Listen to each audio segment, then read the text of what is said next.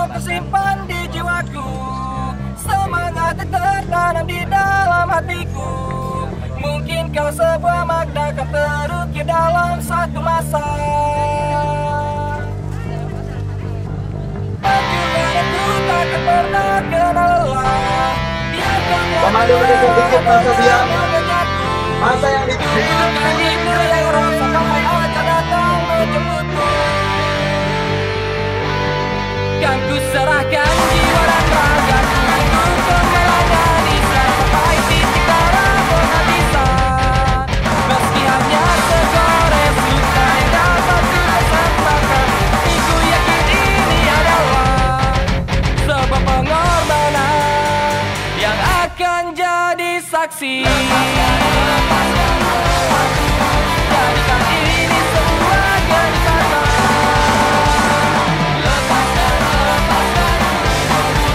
Jadikan ini sebuah kesenangan. Nyalakan api yang tersimpan di jiwaku, semangat tertanam di dalam hatiku. Mungkinkah sebuah makna akan terukir dalam satu masa. Perjuanganku takkan pernah kenal. Biarkanlah kelelahan adalah mengejarku. Tunggukan itu ya Ram, sampai aja datang menjemputku. Kan ku serahkan jiwa dan ragaku untuk melayani sampai titik darah penghabisan. Meski hanya segores luka yang dapat ku persembahkan, ku yakin ini adalah sebuah pengorbanan yang akan jadi saksi.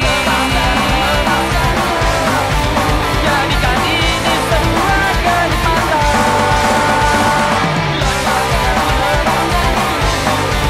Jadikan ini sebuah kesenangan yang tak tertandingkan.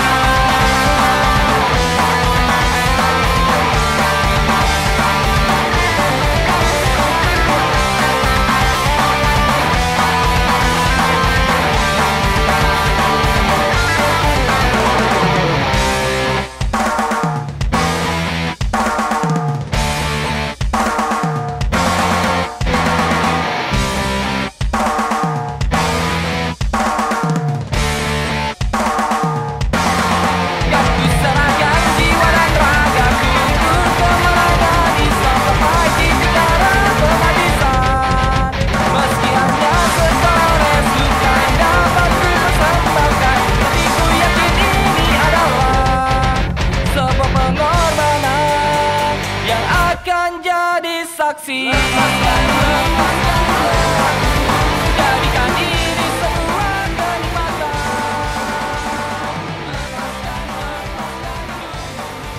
Jadikan ini sebuah kesenangan. Masa saya tinggalkan di kampung diurus oleh neneknya. Krik! Suara alarm pukul 7 pagi membuyarkan pikiran Minah yang sedang menguntai kata-kata yang hendak ditulisnya pada secari kertas. Buru-buru ia lipat kertas itu dan diselipkan di bawah kasur lapuknya. Perempuan 22 tahun itu bergegas keluar dari gudang. Kamar yang disediakan untuk dirinya menuju dapur mempersiapkan makanan untuk kelima ekor anjing sebesar-besar seukuran anak kuda.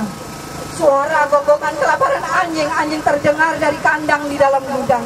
Tak ingin membiarkan gonggongan itu semakin lama terdengar, Minah bergegas membawa makanan yang telah disiapkannya. Kelima anjing bungkam begitu menyantap makanan dengan rakusnya. Sementara Minah mempersiapkan tali pengikat di leher mereka. Bapak Presiden yang saya hormati, dahulu saya pernah bercita-cita menjadi presiden, tapi dilalah nasib saya kok jelek, malah jadi pembantu. Saya pernah diceritain oleh bapakku kalau bapak presiden itu serba tahu dan serba bisa menyelesaikan masalah rakyatnya. Pokoknya Pak Presiden itu orang paling pinter dan paling baik se-Indonesia. Maka dari itu saya ingin menceritakan kepada Pak Presiden tentang saya dan permasalahan yang sedang saya alami. Saya ingin Pak Presiden membantu saya.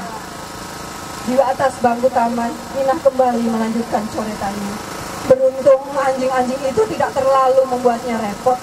Mereka duduk tenang di dekat bangku taman, memperhatikan lalu lalang orang yang sibuk dengan kegiatan paginya masing-masing. Mungkin juga anjing-anjing itu kekenyangan. Minah sedang memikirkan kata-kata lagi yang hendak ditulisnya ketika tiba-tiba dua anjingnya buang kotoran. Bau menyengat seketika menyeruak. Minah panik. Ia lupa membawa koran. Dan ini Hong Kong, bukan Indonesia. Di negeri Putan ini urusan kebersihan sangat dipentingkan. Peraturannya sudah jelas dan ada sanksi hukuman jika berani melanggarnya. Minah dilanda kebingungan. Apakah ia akan membiarkan saja kotoran anjingnya dan pergi dari tempat itu dengan berpura-pura tidak terjadi apa-apa? Ataukah merelakan kertas tulisannya digunakan sebagai pengganti koran untuk mengambil kotoran dan membuangnya ke tempat sampah khusus kotoran anjing? Jika ia memilih yang pertama, orang-orang pasti akan melaporkan perbuatannya kepada majikannya. Lebih parah lagi jika ia dilaporkan kepada polisi. Akibatnya, ia pasti akan kena hukuman. Jika ia memilih yang kedua, ia akan kehilangan coretan surat yang telah susah payah ditulisnya. Minah memilih yang kedua, namun ia tidak ikut membuang kertas tulisannya itu. Meski telah belepotan kotoran anjing, ia melipat kertas itu dan membawanya pulang. Minah berencana akan menyalin surat itu setelah kembalinya ke rumah di kertas yang baru. Saya tidak pandai menulis, kata Mbak Tutik. Kalau mau belajar menulis, saya harus sering-sering menulis apa saja yang melintas di pikiran saya. Pokoknya yang penting tulis dulu, begitu katanya. Kalau saat ini saya berusaha semampu saya untuk menulis surat kepada Pak Presiden, itu karena Mbak Tutik. Dia selalu menasehati dan memberi saya dorongan semangat untuk tidak ikut menyuarakan isi hati dan pendapat saya. Untuk tidak takut menyuarakan isi hati dan pendapat saya. Perempuan sawo matang itu tidak semawar namanya, Rosmina. Keharuman dan kesegaran masa mudanya telah lenyap dan layu oleh sulitnya perjalanan hidup. Duri-durinya telah tumpul digerus oleh duka dan derita. Setamat SD, dia langsung bekerja di pabrik rokok sebagai buruh linting. Gajinya yang pas-pasan tidak bisa mencukupi kebutuhan keluarganya. Di usianya yang masih belia, ia menikah dengan seorang petani penggarap tembakau. Bersama suaminya, Minah menggarap lahan tembakau milik orang lain. Keduanya hidup dari upah menggarap lahan yang lagi hanya pas-pasan. Ketika anak pertamanya lahir, lahan tembakau yang digarap suaminya gagal panen. Upah pun menurun drastis. Minah terpaksa mencari utangan ke sana kemari untuk membiayai persalinan anaknya. Gerakan hidup rumahnya masih ingin mengakrabi Minah. Pada suatu hari, suaminya pergi meninggalkannya tanpa pesan. Sebelumnya terjadi cekcok tentang utang-utang yang telah menumpuk. Minah terpaksa. Ketika seseorang menawarinya bekerja di luar negeri, Minah pun menyambutnya dengan tangan terbuka. Bapak Presiden, gajinya berapa ya sebulan? Pasti sangat banyak. Pasti bisa untuk membiayai sekolah putra-putri Bapak sampai setinggi-tingginya. Tidak seperti gaji saya, Pak. Kata Mbak Tutik, seharusnya saya menerima gaji lebih besar dari gaji yang sekarang. Ah Pak, kalaupun nanti gaji saya sudah sepatutnya, pasti tetap kalah dengan gaji Bapak Presiden sebagai orang nomor 1 di Indonesia. Saya kan cuma buruh, sedangkan Bapak Presiden adalah Presiden. Demikianlah kisah dari Minah, yang akhirnya dia harus meregang nyawa ketika anjingnya sakit. Dia dipersalahkan oleh majikannya 3 hari dia tidak dikasih makan. Hari pertama dia bisa menahan lapar, hari kedua dia mencoba mencicipi makanan anjing. Dan hari ketiga dia mencoba menelan makanan anjing itu walau hanya sedikit. Dan di hari terakhir saat majikannya sedang pergi ke luar negeri, dia lupa untuk mengunci kandang anjing. Dan Anjing-anjing itu karena kelaparan, karena Minah lupa memberi makan, mencari sumber makanan. Dan ketika anjing itu mencium tangan Minah yang masih berbau makanan anjing, seketika anjing-anjing itu berebut menggigit urat nadi Minah, sehingga Minah kehabisan darah dan akhirnya dia meninggal dunia. Demikian kawan-kawan, salah satu kisah tragis yang dialami oleh buruh migran Indonesia. Salah satu kisah tragis yang dialami oleh buruh migran Indonesia yang tidak mendapatkan perlindungan yang semestinya dari pemerintah. Demikian kawan, mari kita terus teriakan perjuangan, kita terus teriakan hak buruh migran Indonesia yang selama ini selalu dikebiri oleh pemerintah. Terima kasih. Assalamualaikum warahmatullahi wabarakatuh. Hidup buruh migran Indonesia! Hidup buruh migran Indonesia! Buruh migran Indonesia! Bukan budak! SBY Budiono! Wahai kawan sejalan, mari rapatkan barisan, menghalau serangan dengan bertebar keyakinan.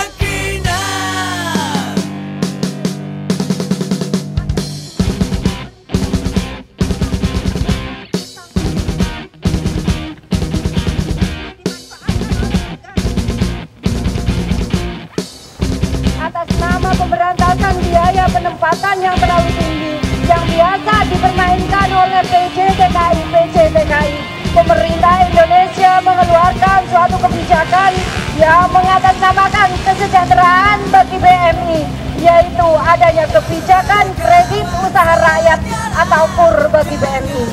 Namun, apakah benar KUR bagi BMI adalah upaya untuk mengurangi biaya penempatan? Tentu tidak. Kebijakan KUR adalah kebijakan yang melegalkan perbudakan hutang bagi BMI. Pasalnya KUR tidak sama sekali meringankan biaya penempatan yang dibebankan, melainkan bahwa BMI melalui PJ-TKI harus mengikuti program KUR, di mana besarnya peminjaman yang diberikan melalui bank yang ditunjuk minimal 15 sampai 60 juta dengan cara pembayaran melalui potongan gaji.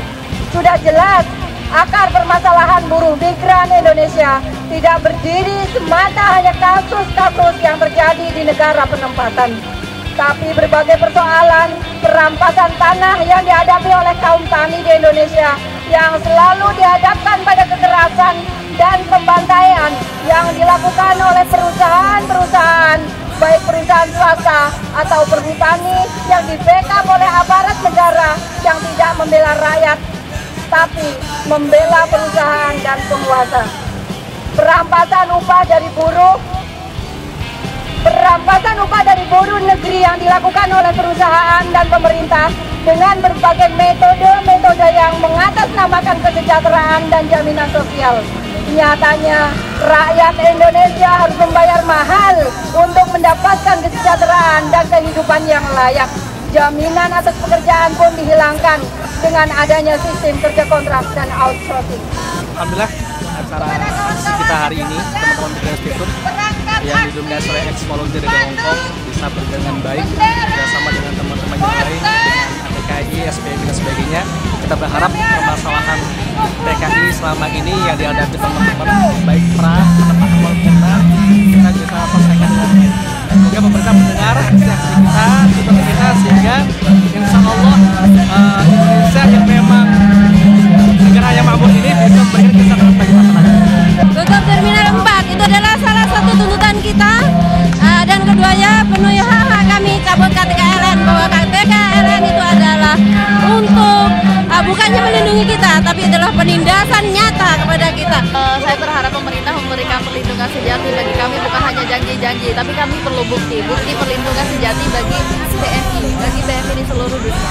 Dan saya harap BMI yang pergi bukan dijadikan sebagai komoditi ekspor bagi pemerintah, tapi mereka harus dengan sadar bahwa meskipun BMI adalah pilihan terakhir untuk pergi ke luar negeri, mereka harus sadar bahwa itu adalah sebuah upaya untuk memutus mata rantai kemiskinan.